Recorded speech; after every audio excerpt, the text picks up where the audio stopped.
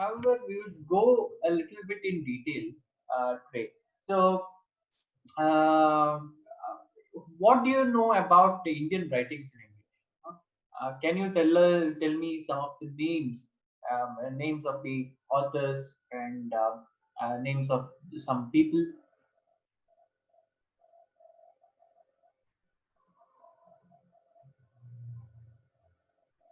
Indian writing in English.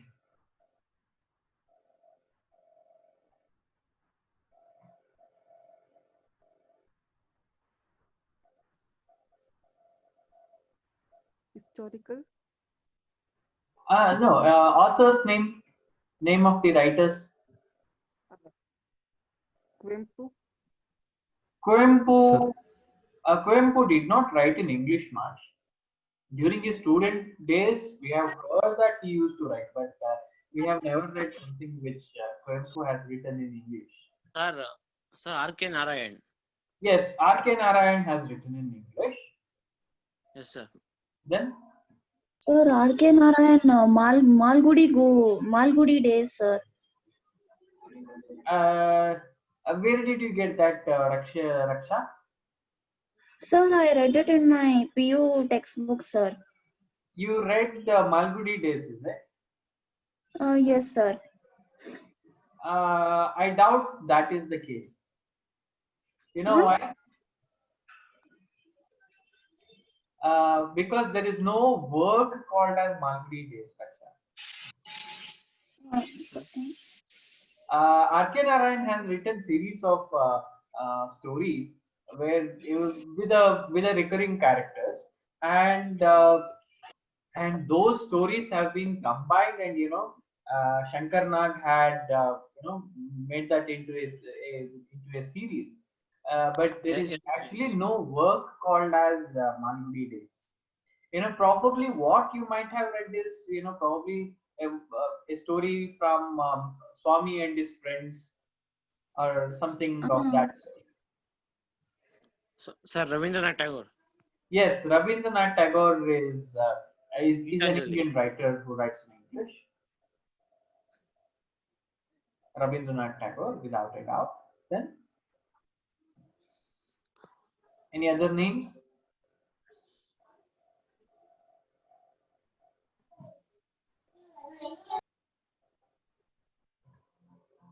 Yeah.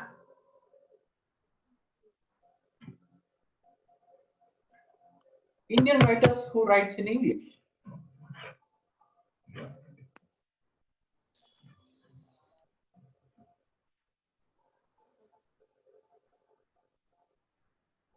Go ahead. So R.K. Narayan is obviously one, and you mentioned Rabindranath Tagore as well. So who else writes in English? Sarojini Naidu. Yes, Sarojini Naidu writes in English. Indian. So for the poetry, Sarojini Naidu writes a lot of poetry. She used to. Sir Rajaram Mohan Rai. Sir, Ruskin Rajaram Bond. Mohan Roy. Rajaram Mohan Roy. Yatish, what did he write actually? Because I'm not very familiar about his literary writings. Do you know anything which he has written? Sir, about Sati system, sir. Sati system, like that. I heard somewhere, sir. Okay. I mean, he used to work to abolish sati, but I'm not very sure if he has written any literary works. What? Sorry? Ah, We'll have to look into he that. was against. I'm not very sure about him writing a literary work. Yes, Jai Singh, you were about to say something? Sir, I said Ruskin Bond. Yeah, Ruskin Bond. Ruskin Bond is definitely an example for Indian writing. So again, Ruskin Bond is not. I mean, we consider that to be Indian writing because he spent his days in India. So, anyone else?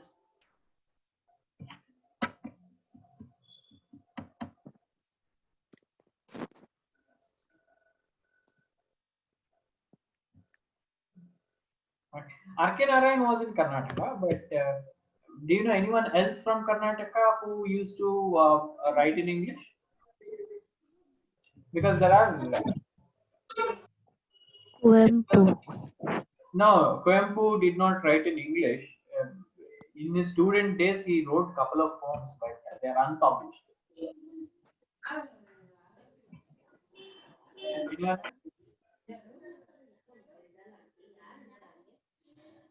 Sir, Swami Vivekananda. He is not a literary writer.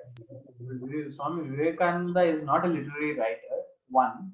Second, none of the writings of Swami Vivekananda is published. It's not everywhere. I mean, Vivekananda did not write anything. Only through his letters we know that he had association with certain people and certain speeches has been documented. Other than that, there are actually Vivekananda did not write much at all.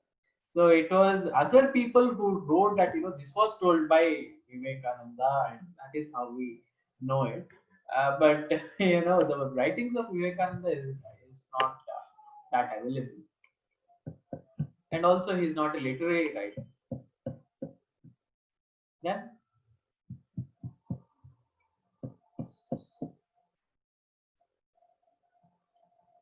any other examples? Come on, from Karnataka itself, there are many people.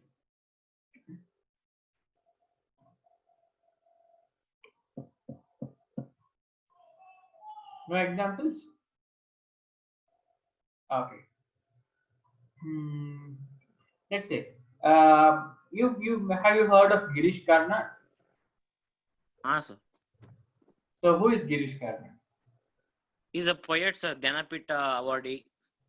Poet. And Okay. So yes, Yatish, you're right. He is a Jnanapita awardee, but he is not a poet.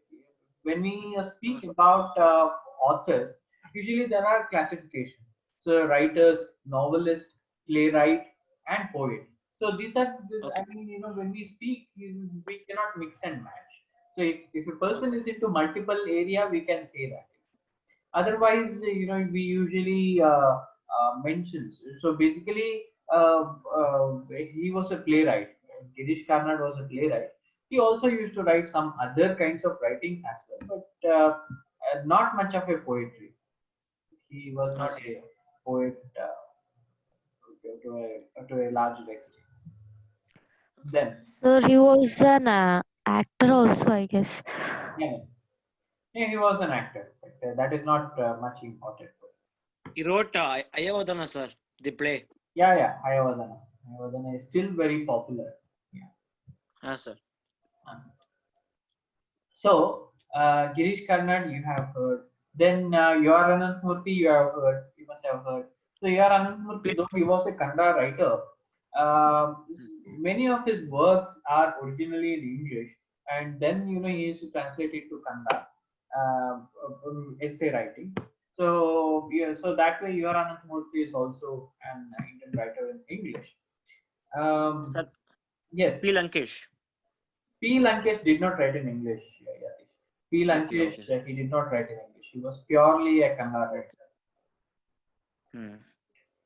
Okay. So these are some of the names. But let us go from the beginning, right? When we speak about Indian, Sir, Chandrasekhar Kambar. no, Chandrasekhar Kambar did not write in English. He used to.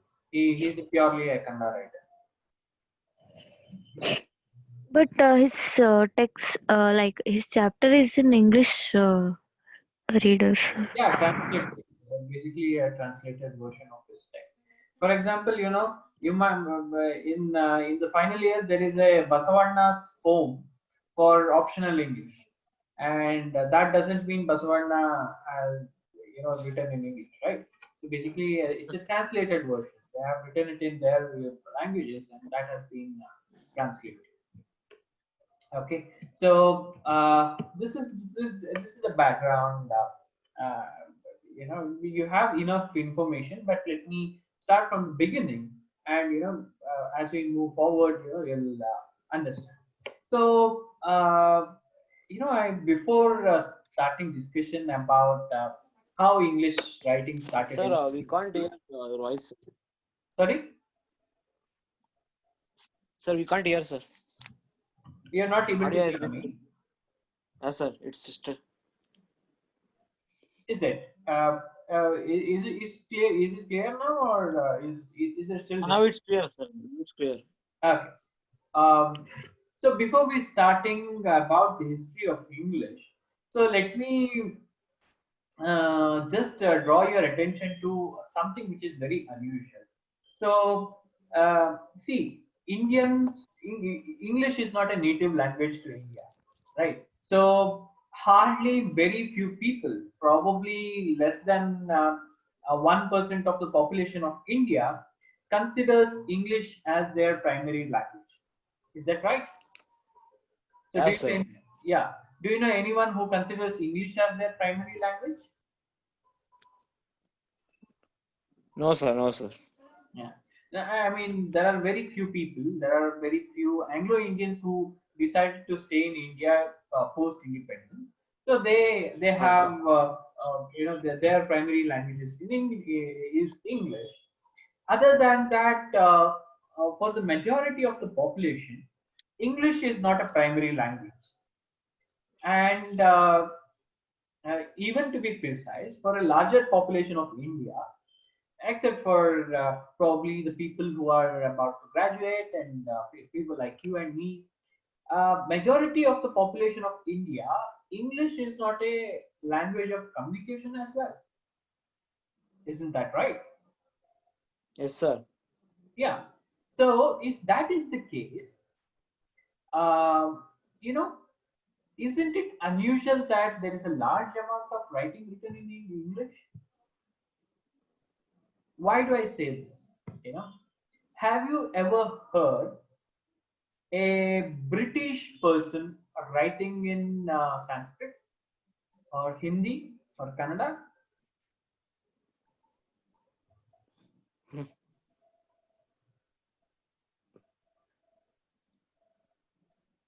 No, sir. No. So when it comes to Indian languages, all the Indian languages, you don't find much of European or the people from outside, people from West, writing in the languages of India. Right. So there are writers. There are writers, of course. I happen to know. I don't recollect the name. There used to be an European lady writing in Kannada in she was in Mangalore. That is there, but making an attempt to write is very different than producing a valuable content, right? So for example, when it comes to Kannada, the first dictionary produced in Kannada was by an European, right? Ferdinand Kittel. I hope you already know that. So the first dictionary of Kannada was written, it was edited, it was compiled by an European. But we don't find any European writing a significant writing in Kannada. It seems goes for any of the other languages as well, including Hindi and Sanskrit and Bengali, any of that matter. However, we are able to write in English. And if you think that it is because English is a language of education at present times, that is not how it is. Because even before independence, people used to write in English, right? So most of Gandhi's writings are in English. But Gandhi, of course, he was in England. Let us say that that is the reason. But we were able to produce Toru Dutt. Toru Dutt is one of the poet, very younger than any of our age. She used to write sonnets in English. So sonnet is it's a lyrical form. You must have already learnt it in previous semesters. if Turu Dutt was able to produce sonnets in English, or or Bankim Chandra Chatterjee was able to produce some beautiful songs in English, or Rabindranath Tagore used to write plays in English, why is that Europeans are not able to produce significant writing in any of the Indian languages? So this is a question or an intrigue which I have. What do you think?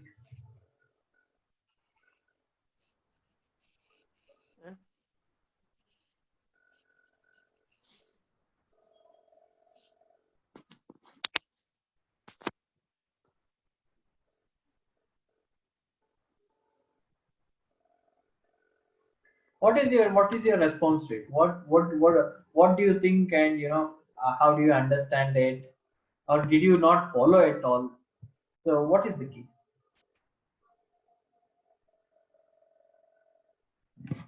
Nitish, are you answering?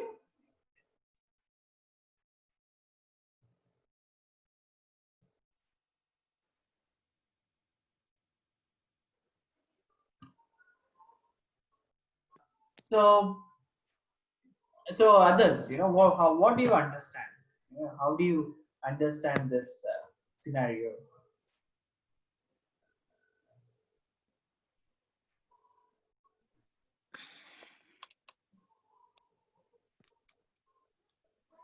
No one wants to answer. No one wants to give you a response. All right, let me continue. When you speak about Indian writings in English, so where do we start? We start in the early 19th century. What happened during early 19th century is, there were a lot of schools, British original, or a lot of schools established in India with a British origin, and British were already establishing themselves. They were established them, they had established themselves in India, right? So 1835 there was a very significant. If anybody know what is the significance of the year 1835? If you have studied in history, you would have known a little bit about this particular year. So anybody have any idea what is the significance of year 1835? So they started establishing many universities like Nalanda and all. Nalanda was already destroyed. Bhumi. Nalanda was destroyed by Muslim Yeah, I mean, rulers. Nalanda was long back, and it was not It a was English ancient. funded It was university. ancient university. Okay, does anyone know what happened in 1835? It's a very The popular. schools, the English education was started in India, sir. The schools, new schools were started in established by Britishers in India. Okay, not very close, Yatish, but not exactly. Very close. So, anyone have heard the name Thomas Macaulay? No, no, sir, no. Sir. Lord Macaulay? No, sir. No. Oh, that is very strange. No. I mean, I thought that. Okay, no problem. Why not? So Lord Macaulay, or Macaulay system of education. So it's actually very popular. So Lord Macaulay was actually a British person. So he was sent to India to understand about how to how to keep the administration better in India. And he came to India. He visited a lot of places. He learned certain things, and he produced a document to British Parliament. And there was also a person called as Charles Hood who produced a document, and both of them, they spoke in British Parliament, and they decided to bring an educational system to India. So before 1835, what used to happen was a majority of India was under an education system of what we call as Gurukula system of education, right? So many of India's population was illiterate, and even among the people who were literate, so a majority of them were learned in Gurukula system of education. And that is one set of schools in India, Gurukulas. And another set of schools were majorly established by the missionaries in India, and they were not regulated. What do I mean by regulated? Now, if the college has to function today, the college has to follow certain guidelines from university and as well as the government, right? For example, they have to start offline classes. We cannot decide that we will start offline classes from tomorrow, right? So there are certain guidelines from universities which we have to follow, and the guidelines from government which we have to follow. So basically, this is what we call as regulated, right? So university decides what has to be taught, how it has to be taught. So before 1835, all the schools in India, whether it is Gurukula or whether it is what is that the missionary schools, they were completely unregulated. What Thomas Macaulay did was Macaulay introduced a unified code of education where he said, this is how education in India should be. Because if you control education, you control everything else. What do I mean by that? Basically, you can introduce rationality to the people. You can introduce the Western philosophy to the people. You can make them understand about the Western ideas. Right?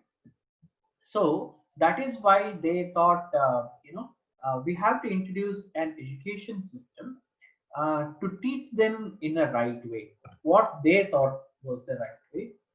And that was Macaulay's education system of education. And he said that, English has to be the language of instruction. The reason for his purpose that English has to be the language of instruction was very simple. So when we introduce English as a language of instruction, they study the works of Europe, they study the works of Britain, and the people over here will be British in nature, and that is what they wanted. They believe that Indians are very what do you say? They are very crude people. They follow things like what is that sati system, caste system, and whatnot. So the people in India are very uncivilized per se. So they have to understand what is happening in Europe for them to, learn about how people should behave and all those things, how people should participate in society and all this. So that is why they have to learn Europeans. So one line I recollect from Macaulay's dispatch. Dispatch is the document which he produced for. So the purpose of English education in India is to have people with brown skin but English blood. You understand what does it mean? The purpose of English education in India is to have people with brown skin but English in the ways and behavior. Right? So that is the reason why English education was installed. That is the reason why the classroom education was installed in India, and it followed for generations after generations after generations. And today we are here following the same thing, right? So something which which was introduced 185 years ago to change the to change Indians and to try to change Indians to become like Europeans. So the same thing we are doing right now. For after 185 years. Okay.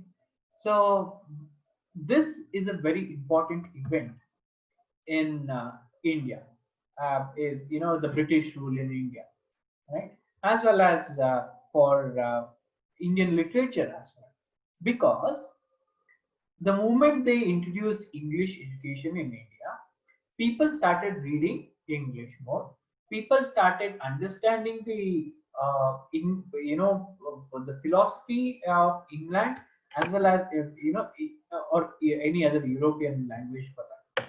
They started understanding European philosophy as well as English modes of writing.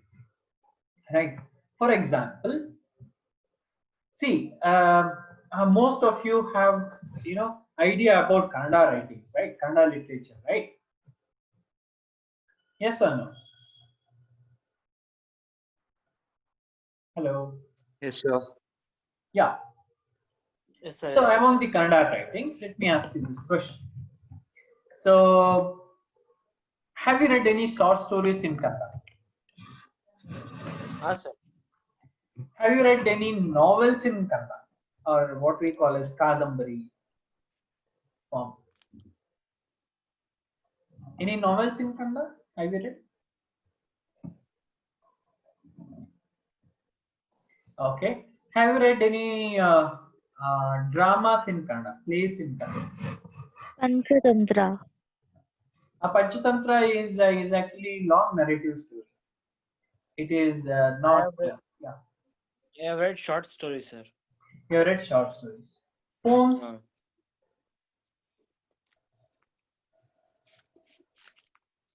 Poems you have read. I mean, at least the people who have Kannada as their language for their graduation, you would have read poems, right? So can you Yes, sir. give me some names of Kannada poets? Poet, sir. Huh. Kumaravyasa. Yeah, of course, Kumaravyasa. Then Pampa. Pampa, Kuempu, sir. Ranna. Ranna. Then Vikru Gokak, sir. Vikru Gokak, yeah, he used to write poems as well. Yeah. Kuvempu. Kuempu, yeah. Then Masti Veshayenga. Venkatesh Iyengar, is he a poet? Masti, is he a poet? Yes, sir. Huh? What is that, Yatish? Masti did not write poems. Okay, sir. Masti wrote short stories. Okay. Now tell me the names of short story writers.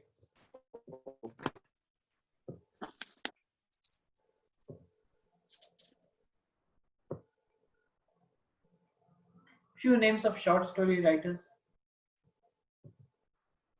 or novelists.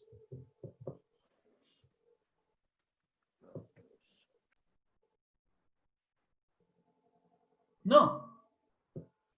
KP Purnachandra Tejasvi. Yes, Purnachandra Tejasvi is a short story writer.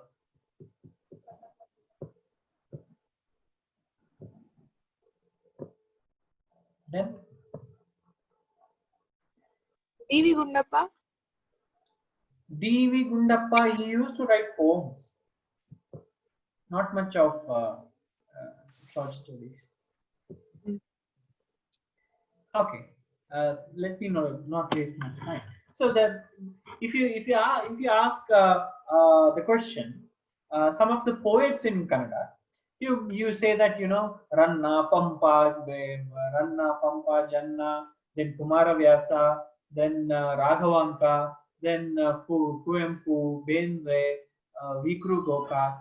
You give a long list, right? So when I ask short story writers and novelists, you speak about Coimbu again and Tejasvi, then Masti Venkatesh Iyengar, Vasudendra, Anant. Shivrama Karanta. You give these names, right? Do you see any pattern over here? Anything very unusual over here?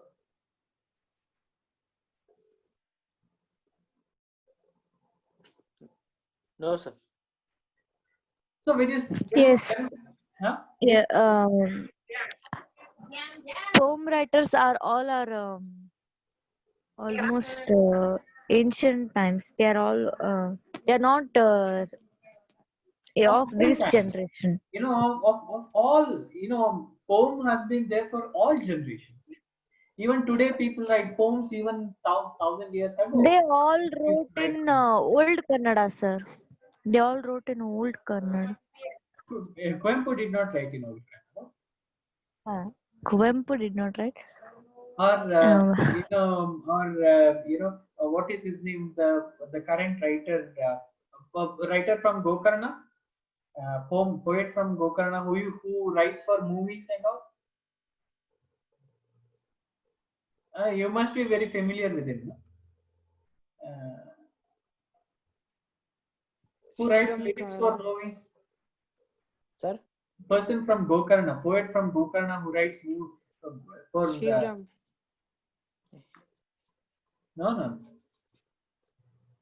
You must be very familiar with him because many of you watch movies. Gaurish Kaikini's son, Girish. Jayant Yeah, Kaikini. Jayant Kaikini. Jayant Kaikini, even of a person of our times, he writes poems, right? So the thing is, short story. I have only 1 minute. Within 1 minute, I have to end. Okay?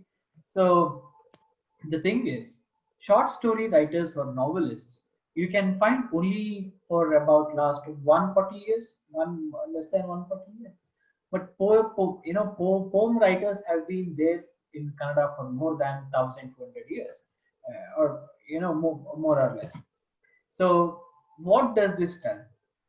Short story or novel is originally English mode of writing, right? As English education spread in India, so this is the impact that it had on the regional language writing as well.